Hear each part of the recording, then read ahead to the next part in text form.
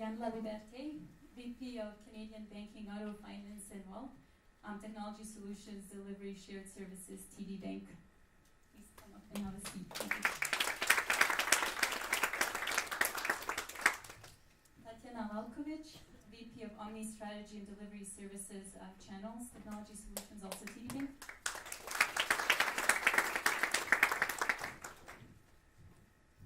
Efrem Habteselassie, VP Agile Solution Enablement and Transformation Services, Technology and Operations, RBC.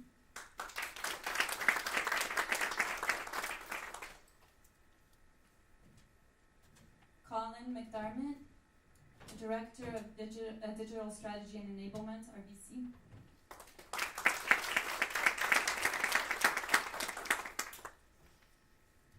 Gerardo Castillo, Director of Risk Management Systems and Support, Information Technology and Systems, Scotiabank. And of course, Ned and Kevin, please.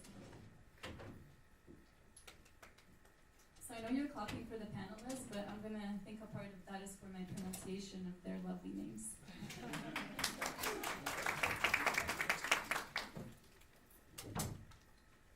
Okay, so the way this will work is we have some questions that we collect as frequently asked questions. So we'll ask a few of those, and then we'll give you another chance to ask questions to the panelists. So our first question. What are the key challenges your organizations face as you try to scale Agile, and what strategies worked to overcome these challenges? Not all of you have to answer, so it's really who grabs that mic first. Well, I guess I can start talking about that. You know, it's interesting. Scotia, in our case, we started this journey unofficially a couple of years ago and more intensively about a year ago. The very first things that we have discovered is that we have to cut the distance between them and us. That has been probably the biggest thing. And when I talk about them and us, it's about business and technology. It's no longer, you guys do this, so you throw that over the fence and we get it and we build it and we throw it over the fence again. But it's us. Co-location. We were talking about co-location. Getting that magical moment where you have people working together, really together, that has been one of the biggest challenges to overcome. The typical excuses, oh, I'm super busy, I cannot allocate people, right? But that goes against your project. Another very interesting thing that we've had to work with is audit. I was speaking about that with someone before the event. And it was, there has been a process where audit and us have been having to chat to recalibrate those audit processes. No? Typically in a waterfall, you want these big mammoths, no? Requirements, design. And when you face an audit department with these ideas, with an Agile project, they get kind of freaked out. Where's all my documentation? I need it. So that was the other very important one. And probably lastly is the inertia. That's in our case has been one of the biggest challenges, is all the people who simply don't want to change. It's we've been doing it, and I've heard this I don't know how many times in my life in Scotia. I've been there for 16 years and I've heard it probably 2 million times. We've been doing this like that for many years, since I was a kid. Yeah. So yeah, those are probably the biggest ones that we've had. Thank you.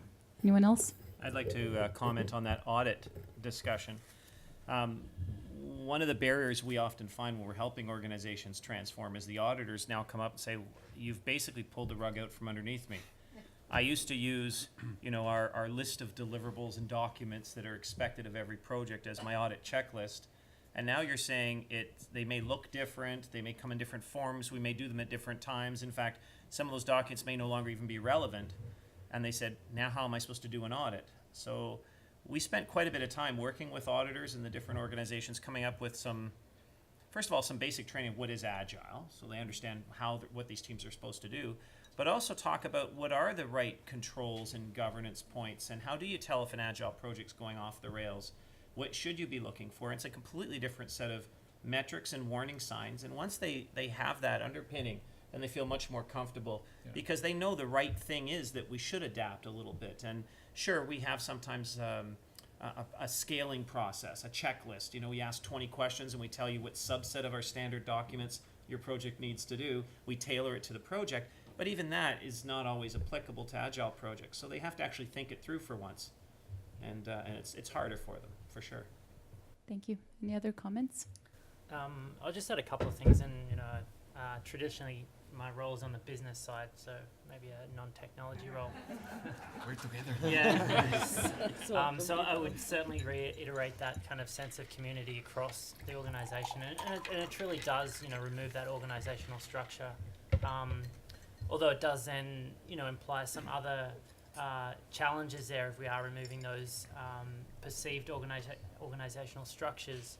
You know, you go through your annual cycle and then you get to your recognition cycle at the end of a year. Each team is recognised in different ways now. You know, technology side, business side, we're all recognised in different ways. So that's kind of some interesting challenges. The other thing that we certainly came across was around trust. And it's something that I kind of haven't heard too much about around. You know, as a sponsor, you might be managing kind of 5 different projects. 3 might be waterfall, 2 might be agile. Understanding the differences and the nuances there around, well, in an agile project, I can't miss that update because if I do, everything changes so quickly that I just can't catch up. So around that decision making as well, and the inability to go backwards on a decision kind of in that process. And lastly, I think I would guess the exposure of an agile project, and certainly, you know, Efrem can probably allude to this as well. Within RBC, some of the agile projects have got a lot of exposure around, you know, being first, new, all those kinds of shiny new objects. It's not for everyone.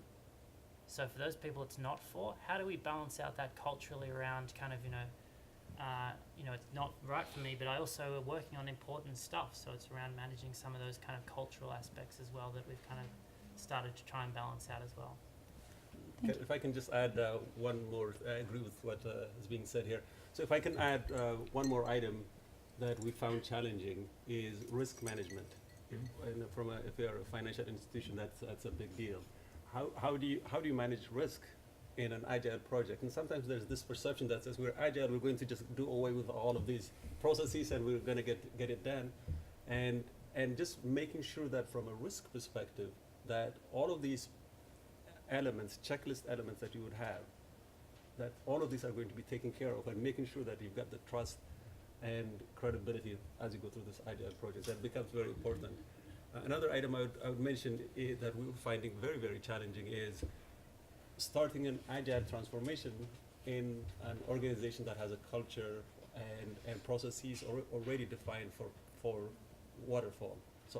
So those processes that are common to both, how do you do away with that? And my view is that as you continue to increase the agile number of projects and agile delivery, that is going to start to impinge, like what you said, Ned, is that's when the time comes where there's so much demand for change in this specific area, then it becomes the hot topic for us to for example, start addressing it. And so DevOps and test automation become very, very important. Thank you. Tatjana, you had something to add, I think. Yeah, I think actually if you were to divide the obstacles that we are seeing, you would divide them in 2. One is control functions and measurement, which I think is something that you can solve. You spend a lot of time with audit and control functions, and you figure out the new set of metrics, and you demonstrate that you can have controls. Not easy, but can be done, and there's a very clear path. The other one is, I would say, more difficult, and it's cultural transformation and adoption. So there's a lot of excitement about Agile, and in principle, everyone agrees and very excited. A lot of executive support. We all talk about it. Reality is, and someone mentioned, I think Ned or someone. Reality is, yeah, I really like this new thing, but I would actually like to behave the same way and do the work the same way. And you know, that's the obstacle that is less tangible. How do you go and what steps do you put in place to transform that. And that's what I actually I've been observing. And I mean, Jan and I were kind of doing that in parallel, and in different parts of the organization. We're seeing, very consistent things in that space. Now I feel I need to talk since everybody needs to talk to. So I'll say my bit. So I guess a couple of things there. Definitely, I think Kevin, you touched on that standard ground around the naming convention and what you decide to call a product, what you decide to call a product owner, the role responsibility is a definite common ground that you need to set. Because when you start to get in a medium to large size, I would say program or initiative, it crosses multiple line of business, segment, different technology organization. So these are the things like Tatjana mentioned, that partnering up with other line of business to come up with that common understanding and start to contain this and deploy and test and refine that model before expanding is definitely something that works. I'm not so sure about RBC Scotia, but I'll take a position on the TD side is when it's so large, it feels like nobody owns anything. So when you do start to get into pieces where this big piece of work around what's the funding model, how do you start to track the benefit realization schedule, which you start to move away from that big 5 years ROI, SVA view, take a position. If you're doing this from a bottom up, take a position this across the organization, gets a reaction and works from there. So I would say that's also how you break the barriers from when you encounter those challenges. Thank you everyone for your input. Maybe I need to add. Just to wrap, also something that you won't hear from the rest of this panel, because those are all executives that are committed to agile transformation, just simply by the fact that they're here. But from my personal experience, and also number one reason for failure of agile transformation or any agile adoption in a small size, medium size to a large size corporation is lack of executive support. So this is really serious, and the reason is simply if you have a really commitment from and know how to do it from the really senior level executives, everything is kind of smooth and flows down. Mm-hmm. So how do we fix that? So generally, I could see really in a very short span of time working with two companies, one which is really high, large scale transformation, where everything is flowing smoothly, just because the top level CTO, who by the way was advisor to President Bush, information security advisor to President Bush, when he came to the company, he advised, we are moving to Agile, everything is flowing smoothly because every CIO in that company is really committed to do that. Now before that, we had even executives that are announcing in a town hall, yes, we are moving Agile. My transformation by the end of 2015, my whole organization will be fully Agile, and we are not moving anywhere because he apparently committed, but didn't do actually anything around that. Those are the biggest really failures. So how do you rectify that? Well, the similar way, what is incentive? What is it for me, for executives now? So basically, delivery is the first one. And trust me, when it comes to Agile adoption versus delivery always wins. So because you have to have some SAG at the beginning in order to produce results. So the same way, where delivery is tight, like how many projects are delivered? Are you on budget? Whether those deliveries are on, the scope was delivered, and that's on their scorecard. The similar, if we're committed to full Agile transformation, that Agile transformation adoption within their part organization should be in their scorecard. The next one. Okay, this is an interesting question. How far in advance does the architecture solution need to be defined before Agile sprints can start? I'll pick on Scrum specifically. Say that we can start coding on the very first day. And that message was delivered the very first time Scrum was presented to the world in, I can't remember, it was 95 or 96 at a software development conference. I was in the audience. That's true, provided you do this mythical thing called Sprint Zero first. Yeah. And when you ask about what Sprint Zero is, well, that's all the stuff that's not part of Scrum that needs to be done to get any project approved. Business requirements gathering, some high-level solution design, architectural design, so you can get your architectural sign-offs. You need to develop a business case, you need a timeline and budget so you can get funding approval to start the project. Well, that sounds like a pretty important part of the project. And in fact, at that very first conference when Scrum was first presented by Ken Schwaber, when he was going on and on about we start coding on day one, somebody in the audience kept pushing him saying, but what about sprint zero? And somebody in the back of the room stood up and said, I was on that project. Sprint zero was 3 months long. So yeah, after 3 months, you can start coding on day one. I think that upfront architectural piece can't be ignored because the teams need to know what to start building on day one. They need architectural reviews and approvals. That's where the governance functions come into play and risk management at the enterprise level. So that upfront work is very important, needs to be put in place. And some Agile methodologies ignore those features. Fortunately, we've been hearing a lot about disciplined Agile delivery, scaled Agile framework for enterprises. There's a number of other ones, open unified process, dynamic systems development method, Agile PM. There's a bunch of them that cover that end-to-end view, and it's important, I think, if you want to be successful in a large enterprise, is to take that disciplined, structured view. Thank you. Anyone else?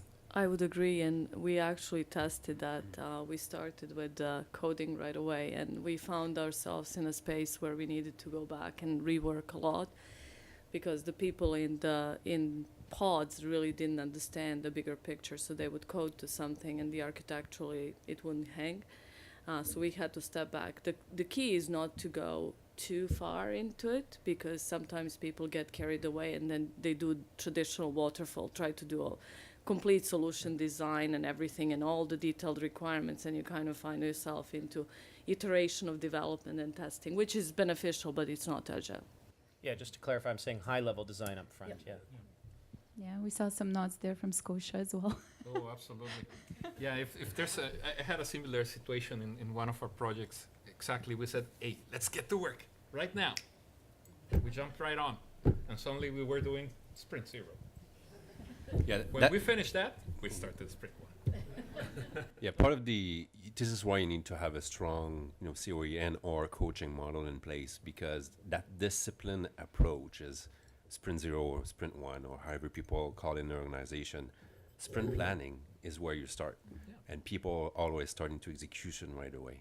But there's a place for where you'll have 3 or 4 sprint just about sprint planning for that release one, and sometimes people forget that.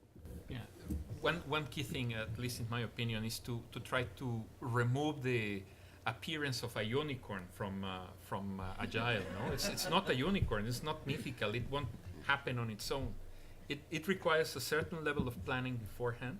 It's very important. There's a lot of what I call urban myths around Agile. One of them is, you just get started, get people going, put them together. Yeah. Close the door, don't let them out. They will figure it out. No, of course, it needs that sprint zero. Is to understand the problem, categorize it, describe it, have a level of understanding, common agreement of what is it that you're going to build, put a certain level of architecture, and then let people go. Standardization, I remember we were talking about using the same terms, and I think it's super important. And it's also important that the people who are going to work in the project to start developing their own standard words to refer to pieces of the architecture, to functions of the system. Otherwise, you end up with a humongous mess very fast. Thank you. Moving on to our next question. How have you changed your organizational structure and governance policy after switching to Agile? So this seems like a massive question, but it's really some suggestions in terms of, are there any changes to your PMO? Do you still have a PMO? Do you have a center of excellence for Agile, other kind of organizational structures?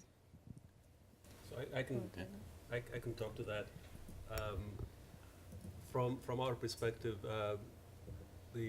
we do have an Agile Center of Excellence. In fact, that is one of the departments, one of the teams that I lead, that I'm privileged to lead.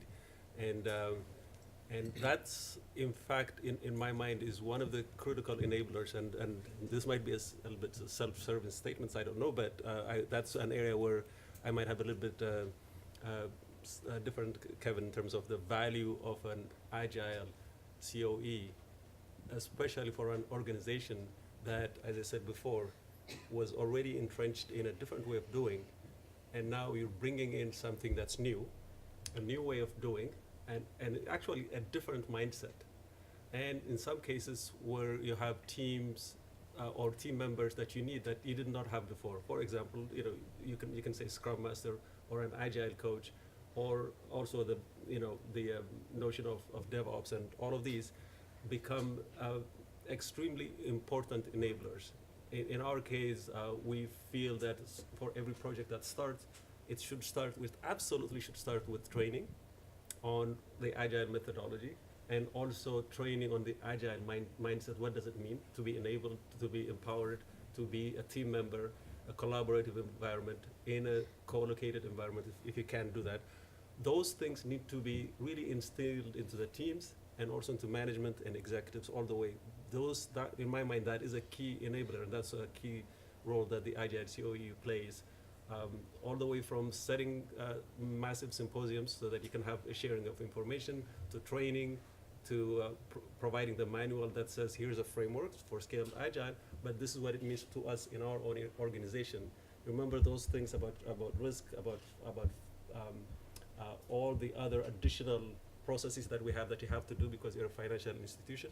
All of these, this is how it applies within the scaled Agile framework. And so we provide those kinds of services, and also Ned, what you alluded to. So, for example, the agility health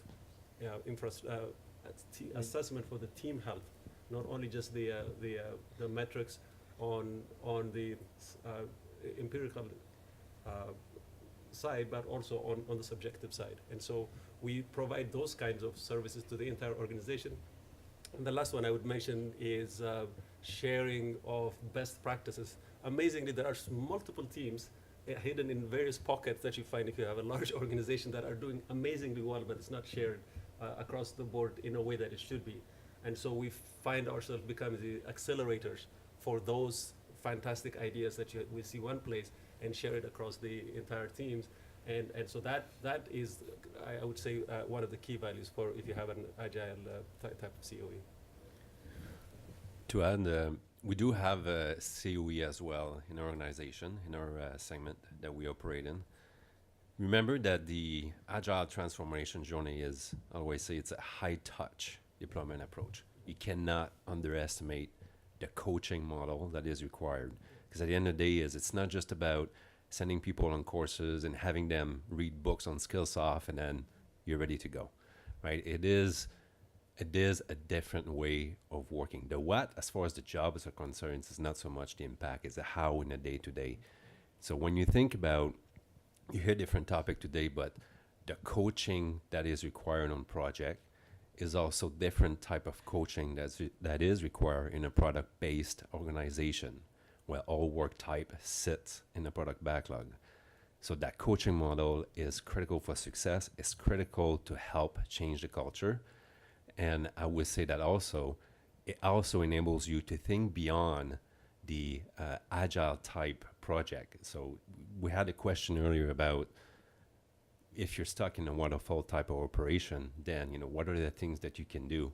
One thing that we realized quickly when we started this transformation journey is how do we go faster? How do we make sure it's stick? How do we make sure people adapt, even if the project are not deemed to be run Agile? So we introduced the concept of accelerators, different accelerators that Kevin talked about. But for example, if you think about running your stand-up, running showcasing, running retrospective, you do not need to be declared Agile to do that. You could do that in a waterfall project today. So those little techniques that people can adapt today in their day-to-day for projects that are not Agile helps you for increasing that adoption curve, make sure it stick across the organization. And we've seen tremendous velocity improvement as a result of that on our time to business case metric, on our time to market. And I would say do not underestimate what the COE can also help bring to the table for things that are outside of your Agile-based project execution work streams. Yeah, and if I could just add something probably on the first part of the question from more of the business side. So I guess, the product owner role, product manager role, whatever you want to call it in the Agile sense, there's a lot of, I guess, exposure in that role about making decisions in the room, in the team, whatever you want to call it. That's very different. That it's great that it's an enabler, but it's also a huge responsibility. Particularly, some of those kind of projects get a lot of exposure. There's a lot of time to market, those kinds of things. And one of the things that we have had to do is, you almost got that kind of bat signal out to your sponsor and so on. If I need to talk to you, I need to talk to you now. Like, it's not like it's okay in a week or 2 weeks or whatever. You know, things need to make that, you know, on the spot. And there's certain barriers or guardrails or whatever that gets made in those decisions, and there's certain ones that can't make in those decisions. And that role is kind of a critical part, and it's probably one of the most, you know, if you're selecting people for an Agile team, almost spend the most amount of time on that role and the network that they have, not just that role, the network and the following that they have outside the organization, so they can call on whoever they need to. So that's kind of one point I'd add to that. Thank you. I just wanted to add one thing to it too. This concept of PM COE or the PMO versus the Agile COE. We see a lot of conflict in some organizations that are just starting out. I'm a strong believer you need an Agile COE to be the champions of the Agile transformation. They have the expertise, but very quickly afterwards your PMO needs to get on board, or else you're going to see all kinds of conflict and barriers. And in fact, in some of the most mature Agile organizations, the ones that have been doing it the longest and have really got it right, what you'll see is that the project management life cycle and all of its deliverables and the SDLC or technical processes all kind of blend together because there's so many interlocks between them, especially in an Agile context, that the barriers start to break down and go away. It becomes one execution model that integrates the project management elements and the delivery elements as well. Thank you. We had one more comment. Yeah, I have one. A couple. We've talked a lot about people and the human side, which is super important, absolutely. It's probably one of the first things that I normally look at.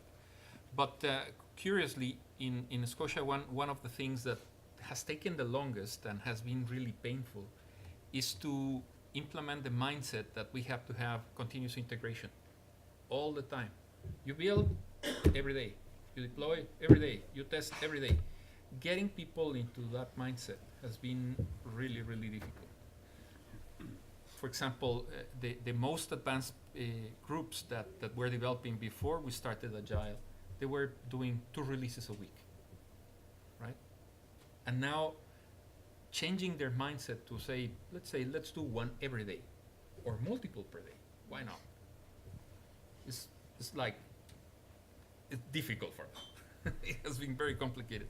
So one of the things that I think if you're exploring the possibility of getting into Agile is make sure that you get someone who's really proficient on continuous integration. It's going to pay for it. I wanted to say something else, but I wanted to add and comment on your comment. I do think that the only time you can really go to such frequent deployments is if you have full continuous integration automation. And I think when people try to do that and don't automate and do any of the DevOps stuff, you know, they just get stuck in the common process. So that's where you get into pretending and thinking that you're Agile, but you're not. You're doing Agile, but not being Agile, really. I keep sending it to Leora to get stuff for free. Here's another one. I wrote a white paper called Agile and the Need for Speed, and Ned brought that up, that's a lot of organizations are asking for Agile because they want to deliver faster. And if you actually look at all the benefits from Agile and the levels of maturity that are needed to achieve each benefit, you can get faster delivery, but it's way up the maturity curve. There's other benefits you can get right away that are a lot easier to achieve than speed. Speed is achievable, but you got to have a lot of precursors in place, like continuous integration, automated builds, automated testing, and all these other things that take some time to get good at. So if you're going for Agile for speed, wait a bit, set your expectations differently for those earlier benefits. Thank you.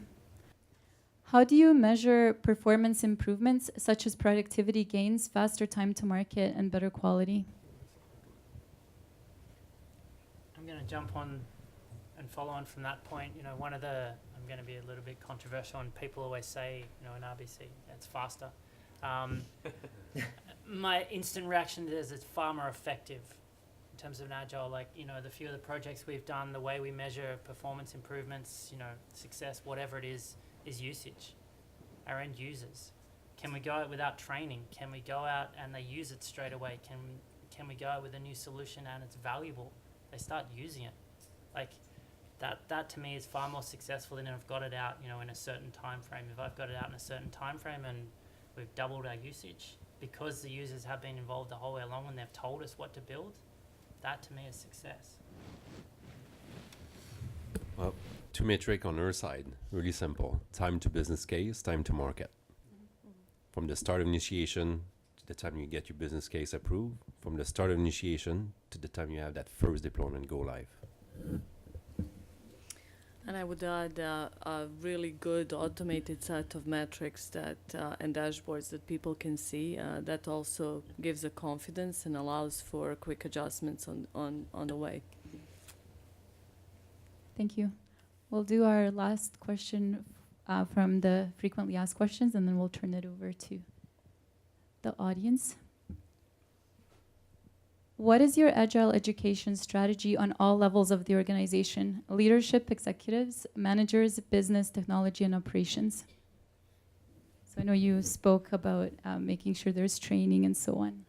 Yeah, this is where part of your Agile transformation, you need to make sure you're using a multi-pronged approach to how you onboard people. It's not just about the PMs and the BAs and here's how we work Agile. You have to be pretty deliberate as part as the easiest way to start is definitely with a project, but as part of that life cycle is that as you start, do start with the Agile awareness training.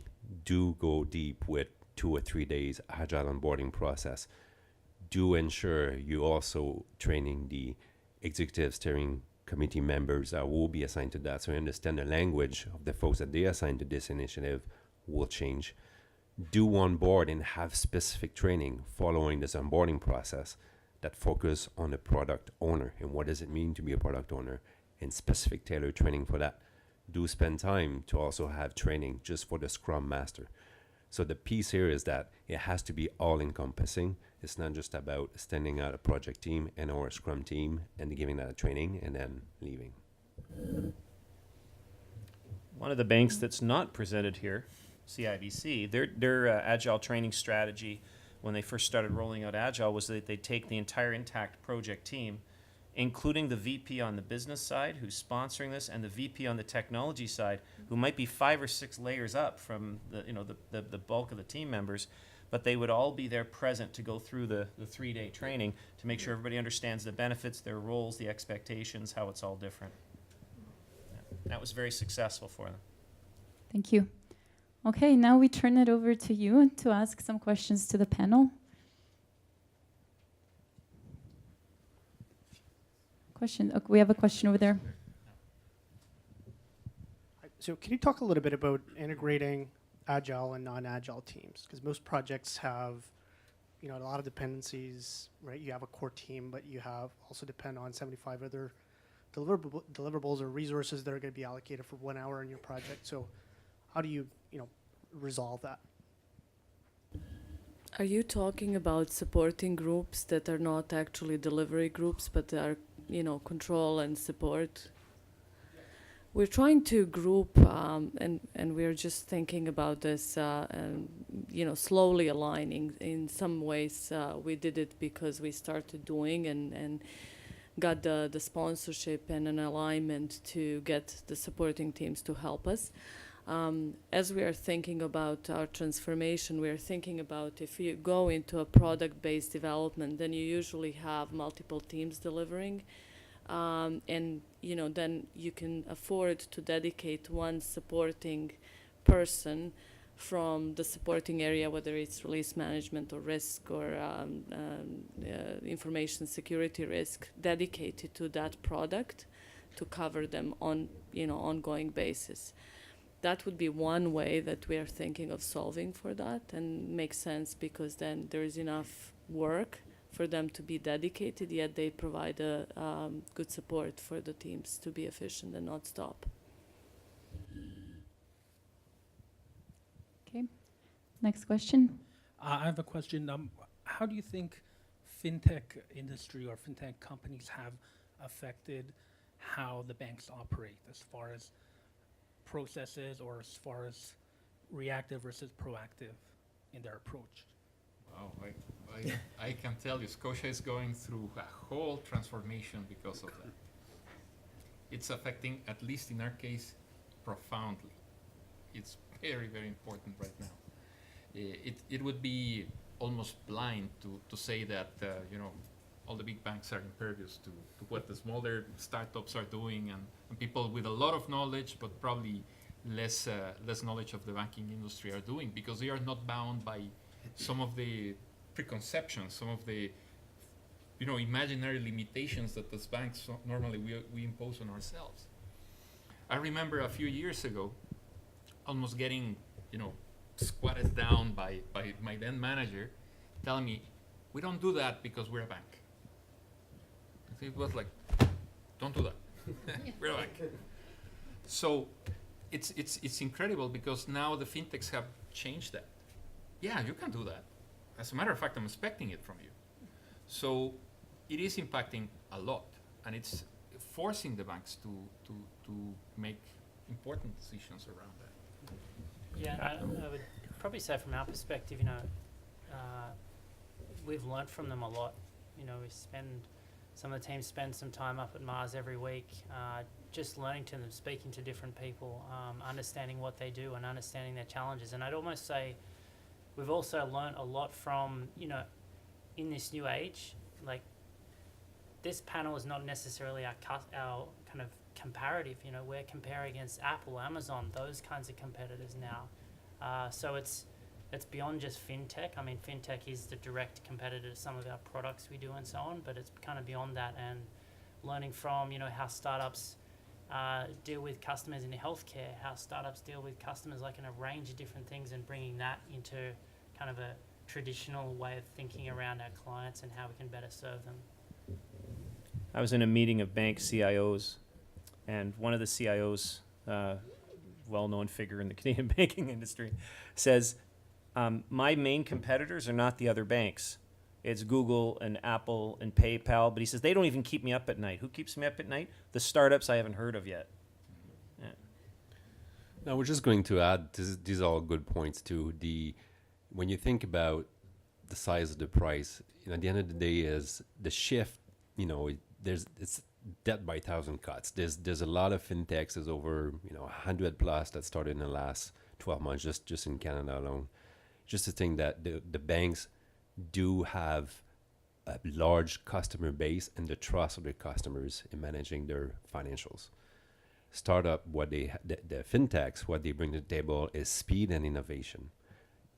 Massive investment across all the other banks. We see this in the newspaper, whether it's TD, Scotia, RBC, CIBC, making large scale investment to innovate and bring different way and different culture into doing things, to which definitely Agile is an enabler to that speed to make sure we can compete in that market space as well. I would agree. I think what the financial institutions, larger financial institutions in the bank need to do is really learn from the fintech in terms of agility and speed, but leverage the brand, the trust, the customer base to actually be more effective. So I think that will be the key for larger financial institutions. Thank you. Go ahead.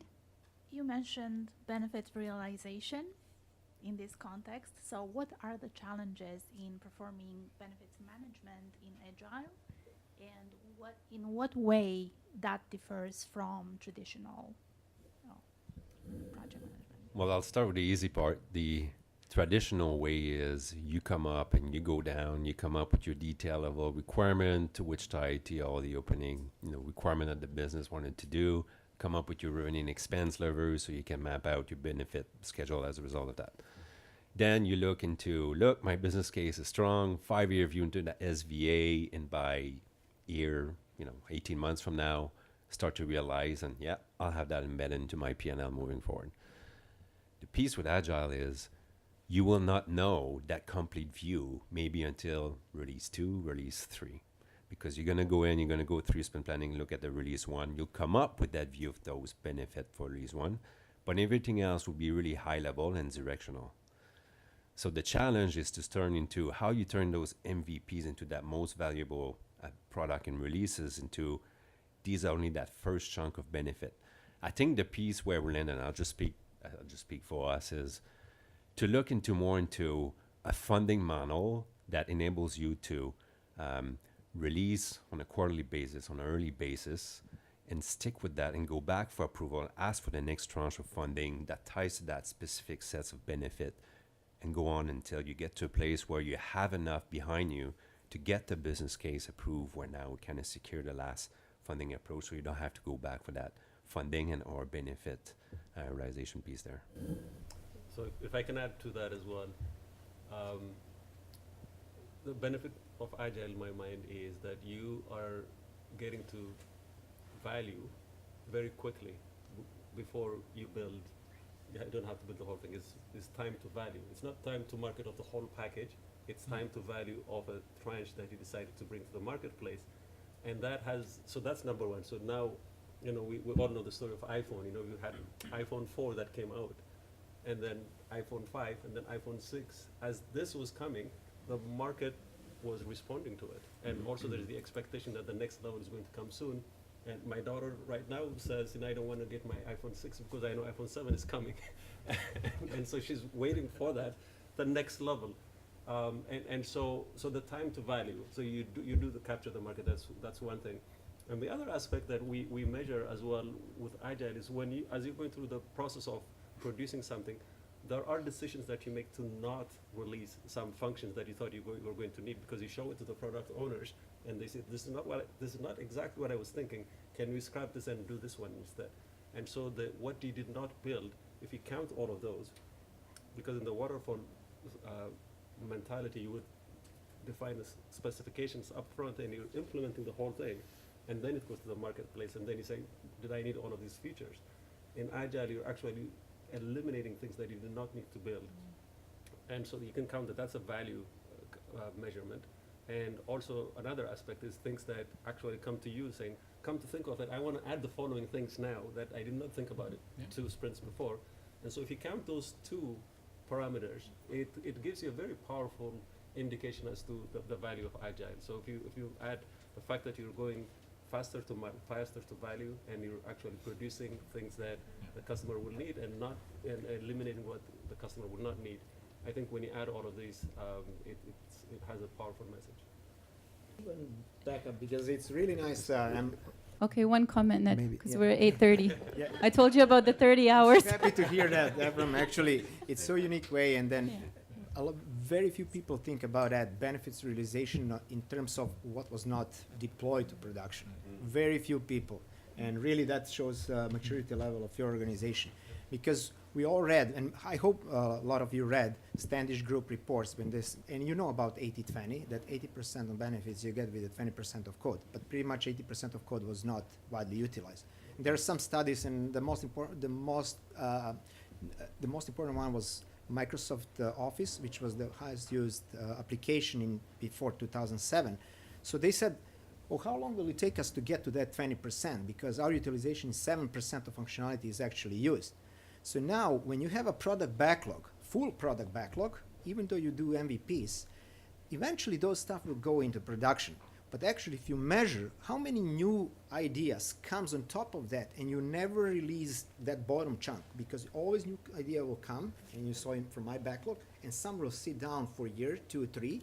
You can measure them, and you can say your benefit realization, we never actually release them because there's always something that is more important, more valuable coming up.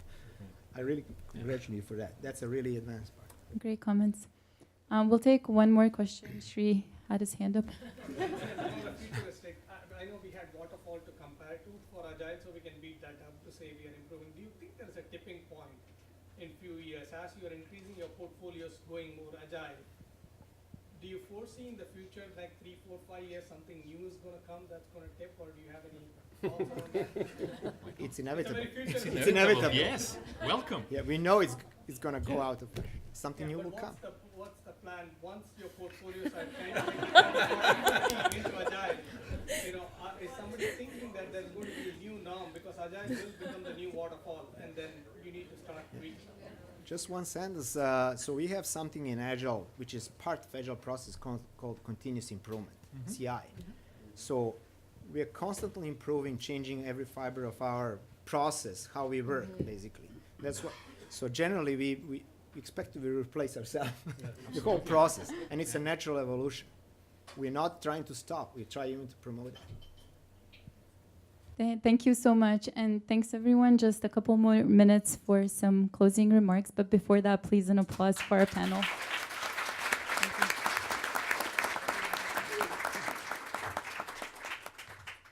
Okay, now we're at the Oscar moment of the night. And first, I'd like to really thank our sponsors. Without them, we couldn't have actually held this event. So I'd like to thank Procept, Kevin Aguanno's company, and just a couple of things to mention here that could be of interest to you. Kevin actually hosts an International Project Management Day conference, and this year it's at the Travel Lodge in Mississauga. So go and get your PDUs or send your team to get some PDUs there. That actually happens every year on the first Thursday of November. And it's free. It's free, and we like free. And then we also have IIL, International Institute of Learning, and they've also sponsored this event, a great training company. They have a lot of training on Agile, so please check them out. You should have received a pamphlet at the front registration desk, but if you haven't, please grab one on your way out. We also have Agility Health and Agile Transformation. Please have a look at their Agility Health Radar video, and also get some materials if you haven't received any on your way out. And Ned had talked about these metrics a little bit towards the end of his presentation too. So thanks to the sponsors. And just for a moment, I'll hand it over to Jelka to give a special thanks to our speakers. Thank you. First of all, I want to thank panelists. It was really amazing. Really, thank you so much. This is a vision of our corporate partnership portfolio. Do you agree? Definitely. So thank you, thank you. Big applause. And hopefully this was a good value for you as well. You had some listeners, you had some hopefully change agents. Hopefully we'll hear back from you again. Thank you. And I do have a little presence from PMI SOC for our speakers, because they really did the sessions complimentary. So it's another contribution to profession. Really appreciate that. So this is from PMI SOC, from each of you. Thank you. So thanks everyone for, again, spending your time. Hopefully it's still warm outside.